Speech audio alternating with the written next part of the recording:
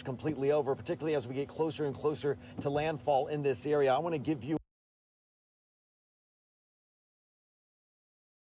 a look at exactly what it looks like out there right now.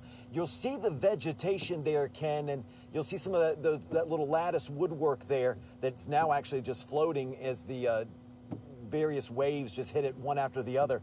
That is the dune line, and you see that the water is on this side of it. It's covering the boardwalk area where we are now.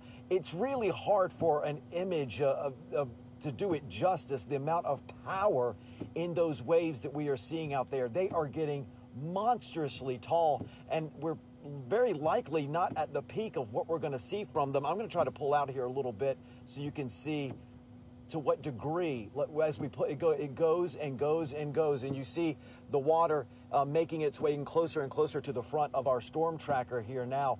Again, Ken, just earlier this morning, we were standing on the beach just beyond those double flags there. See the waves coming closer to our vehicle.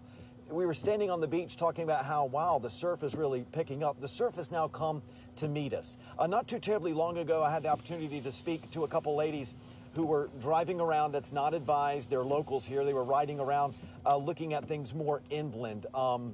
They say there are a lot of businesses that are closed, a few that are still open, but they're not seeing like power outages on a large scale or flooding at this moment. That may be because while we have seen periods of very heavy rain, there's also been periods where it has died down a little bit. Let me see if I can push back into this wave action. It's really pretty incredible, but we officially have storm surge here in Myrtle Beach. It is now pushed over the dunes. It's really erasing the dunes, taking the dunes away, and is now moving onto the boardwalk and creeping right up to some of these hotels that are, so famously along this stretch. We'll continue to follow this out here, but it is growing and growing, and really no signs of slowing down. If anything, it's going to get worse before it gets better. Back to you. Yeah, that's a stark example about the power of the ocean, especially when you have a storm like Hurricane Ian churning right there and pushing north and headed out in our direction. Adam Owens reporting live in Myrtle Beach. We saw what it did to Florida, and we saw the amount of flooding that it saw, that Ian did to Florida. So you hope that that water can stay out of those hotels.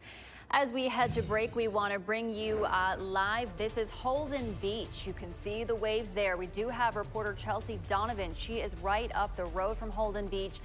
We will have much more coverage for you from the Carolinas when we come back.